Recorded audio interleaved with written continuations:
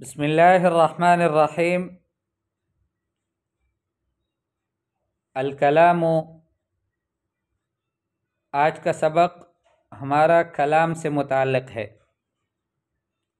کلام جملہ مفیدہ کا دوسرا نام ہے۔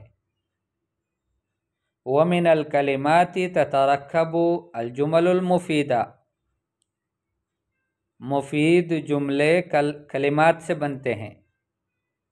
وہ جو کلمہ تھا، حروف تہجی کا جو مرکب کلمہ ہم نے پہلے پڑھا، اور کلمہ پھر ہم نے کہا کہ اسم ہے، فعل ہے، حرف ہے، تو اسی کلمے سے مفید جملے بن جاتے ہیں۔ وہ بات کہ جو کسی کو پوری سمجھ میں آ جائے، وہی المسمات بالکلام، اور انہی جمل مفیدہ کو، مفید جملوں کو کلام کہا جاتا ہے۔ کتاب النحو الواضح والوں نے جملے مفیدے یا کلام کی جو تعریف کی ہے وہ بہت آسان لفظوں میں ہے۔ وہ فرماتے ہیں الترکیب الذی یفید فائدۃ تامہ، وہ ترکیب کہ جو پورا فائدہ دیتا ہو اس کو جملہ مفیدہ کہتے ہیں، اس کو کلام کہتے ہیں۔ یعنی وہ ترکیب کا مطلب یعنی کلمات کا ملنا آپس میں، کہ جس سے پوری بات سمجھ میں آئے، پورا فائدہ ہو، اس کو جملہ مفیدہ بھی کہتے ہیں، اس کو کلام بھی کہتے ہیں۔ تو آج کے سبق میں ایک تو ہم یہ ہمیں سمجھ میں آ جائے بات کہ جملہ مفیدہ کس کو کہتے ہیں، اور دوسری بات یہ سمجھ میں آ جائے کہ جملہ مفیدہ جو ہے وہ ایک کلمے سے نہیں بنتا، اس میں کم از کم 2 یا 2 سے زیادہ کلمے ہونے ضروری ہے۔ تیسری بات یہ سمجھ لینی چاہیے کہ جملے مفیدے میں یا کلام میں ضروری نہیں ہے کہ تینوں قسم ہو کلمے کے، یعنی اسم بھی موجود ہو، فعل بھی موجود ہو، حرف بھی موجود ہو، نہیں، ایسا ضروری نہیں ہے۔ کبھی ہو سکتا ہے کہ 2 اسماء اس میں آ جائیں، کبھی ہو سکتا ہے کہ ایک اسم اور ایک فعل آ جائے، تو یہ سب ٹھیک ہے۔ اور آخری بات آپ کو یہ سمجھنی چاہیے کہ اگر جملے کا جو جملہ مفیدہ بن گیا یا جو کلام ہے، اس کی ابتدا اگر اسم سے ہوئی ہے تو اس جملے کو جملہ اسمیہ کہیں گے، جملہ مفیدہ اسمیہ۔ اور اگر اس جملے کی ابتدا فعل سے ہوئی ہے تو پھر ہم کہیں گے کہ یہ جملہ فعلیہ ہے۔ علمنا فيما سبق ان جميع الكلمات لا تخرج عن 3 انواع۔ فیما سبق میں جو پہلے گزرا اس میں ہم نے یہ جان لیا ہے کہ تمام کلمات لا تخرج عن 3 انواع، وہ 3 انواع سے باہر نہیں نکلتے۔ الفعل والاسم والحرف، فعل، اسم اور حرف، ان 3 میں سے کوئی ایک ضرور ہوگا کلمہ اس کے بغیر نہیں ہو سکتا۔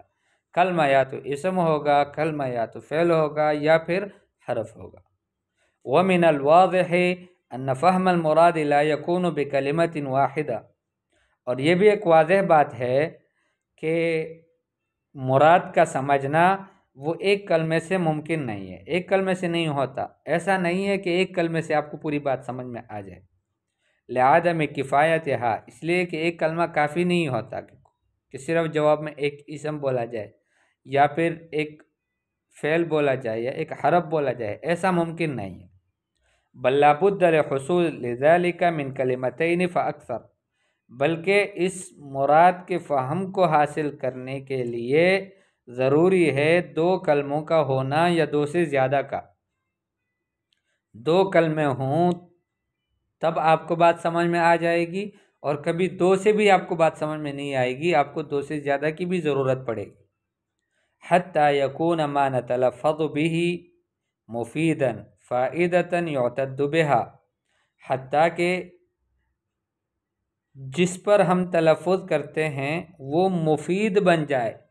مفید کا مطلب ہے فائدہ دینے والا، لیکن فائدتاً یعتد بہا، ایسا فائدہ دینے والا، ایسا فائدہ یعتد بہا کہ جس کا اعتبار ہو، یعنی جس سے پوری بات سمجھ میں آ جائے، یہ مقصد ہے اس کا۔ فالجملة المركبة من كلمتين فأكثر بحيث تفيد الفائدة المقصودة يقال لها كلام۔ تو نتیجہ کیا نکلا کہ وہ جملہ کہ جو مرکب ہو دو کلمات سے یا دو سے زیادہ سے، اس طرح سے کہ وہ پورا مقصودی فائدہ دے، اس کو کلام کہتے ہیں۔ مرکب جملہ ہے، دو کلمات سے بنا ہے یا دو سے زیادہ سے بنا ہے، اور مقصودی فائدہ پورا دیتا ہے، ایسا فائدہ کہ جو مقصود ہے، جو مطلوب ہے، جو بات آپ سننا چاہتے ہیں وہ بات آپ کو پوری معلوم بھی ہو جائے، تو اس کو کہتے ہیں کلام۔ جیسے کوئی کہے العلم نافع، علم نفع والی ہے، تو اگر کوئی صرف العلم کہے تو بات پوری نہیں سمجھ میں آئے گی کہ علم، اب علم کو کیا ہو گیا ہے۔ صرف نافع کہے کہ نفع والا ہے تب بھی سمجھ میں نہیں آئے گی، لیکن دونوں کو ملا کر کہیں گے العلم نافع، تب آپ کو پوری بات سمجھ میں آ گئی۔ تو اس جملے کو جملہ مفیدہ بھی کہتے ہیں، اس جملے کو کلام بھی کہتے ہیں۔ والجہل ضار، اور جہالت مضر ہے، نقصان دہ ہے، اس سے بھی پوری بات سمجھ میں آ گئی۔ ولا يشترط في الكلام ان يكون مركبا من الانواع الثلاث، یہ وہ تیسری بات ہے کہ کلام میں یہ شرط نہیں ہے کہ وہ مرکب ہوگا تینوں قسموں سے۔ اذ قد يتركب من اسمین فقط، اس لیے کہ کلام کبھی کبھار مرکب ہوتا ہے صرف دو اسما سے۔ جیسے کوئی کہے علی مقبل، علی آنے والے ہیں، تو علی یہ بھی اسم ہے، مقبل بھی اسم ہے، تو دو اسما سے ایک کلام بن گیا ہے، اس میں نہ فعل ہے نہ حرف ہے، تو یہ ممکن ہے۔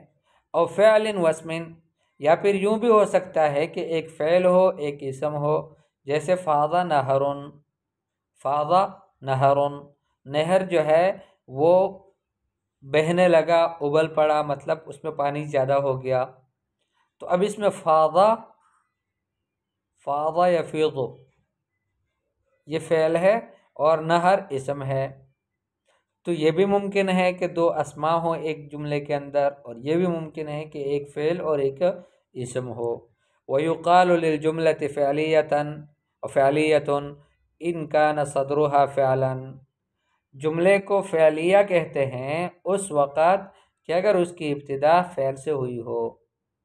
إِنْ كَانَ صَدْرُهَا، صدر کہتے ہیں صدر کو، صدر جو ہوتا ہے نا وہ سب سے آگے ہوتا ہے، جو صدر ہوتا ہے وہ مجلس میں سب سے پہلے بیٹھتا ہے، تو اگر اس کی ابتدا فعل سے ہے تو اس جملے کو جملہ فعلیہ کہتے ہیں۔ جیسے حضر المعلم، معلم آ گئے، وَيَحْضُرُ النَّاظِرُ، اور چھیکر آتے ہیں، آ رہے ہیں یا آئیں گے، ٹھیک ہے۔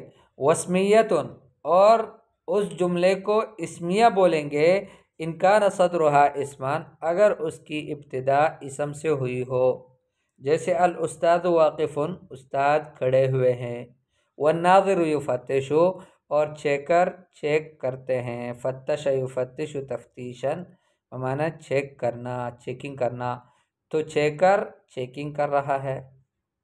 تو اگر جملے کے شروع میں اسم ہے تو اس جملے کو ہم کہیں گے کہ یہ جملہ اسمیہ ہے، اور اگر اس کے شروع میں فعل ہے تو پھر ہم کہیں گے کہ یہ جملہ فعلیہ ہے۔ تمرین، ما الذی یترکب من الکلمات، کلمات سے کیا بنتا ہے یہ آپ نے بتا دینا۔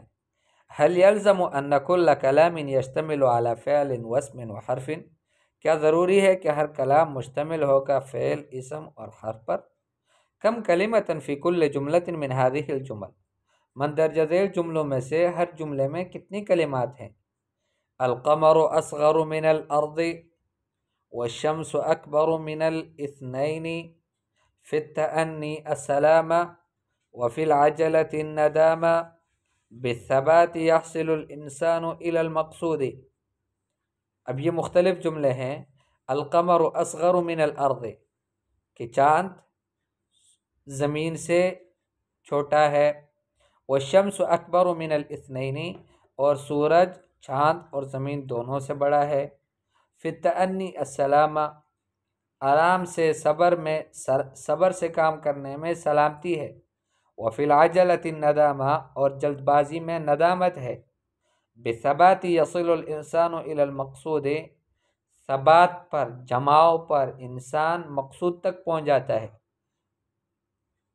عین المفرد والمثنى وانواع الجمع فی العبارات الآتیہ مندرجہ ذیل عبارات میں آپ نے مفرد، تثنیہ اور جمع کی انواع کی تعیین کرنی ہے. مفرد تو بتا دینا ہے کہ یہ مفرد ہے، مثنیٰ کے بارے میں بتا دینا ہے کہ یہ تثنیہ ہے، لیکن جمع کی چونکہ آپ نے انواع بھی پڑھے ہیں تو ان انواع میں سے جمع کی کون سی قسم ہے، جمع تصحیح ہے یا جمع تکسیر ہے، اور جمع تصحیح ہے تو پھر جمع مذکر سالم ہے یا جمع مؤنث سالم ہے، تو یہ آپ نے اس کی تعیین بھی کرنی ہے. بر والدی کا اپنے والدین کے ساتھ اچھا سلوک کرو. وسع فیما یرفع شؤونہما اور اس چیز میں کوشش کرو کہ جو ان کی قدر کو بڑھاتا ہے، اونچا کرتا ہے. ویجلب افراحہما اور ان کی خوشیوں کو کھینچتا ہے. ویذہب احزانہما اور ان کے غموں کو دور کرتا ہے. وَإِنَّ مِنْ أَعْظَمِ الْقُرُبَاتِ عِنْدَ اللَّهِ مُسَاعَدَةَ الْعَاجِزِينَ وَبِرَّ الْمُعْوِزِينَ اور نیکیوں میں سے جو بڑی نیکی ہے اللہ کے ہاں وہ عاجز لوگوں کا ہیلپ کرنا، ان کی مدد کرنا ہے. وَبِرَّ الْمُعْوِزِينَ اور محتاج لوگوں کے ساتھ اچھا سلوک کرنا ہے.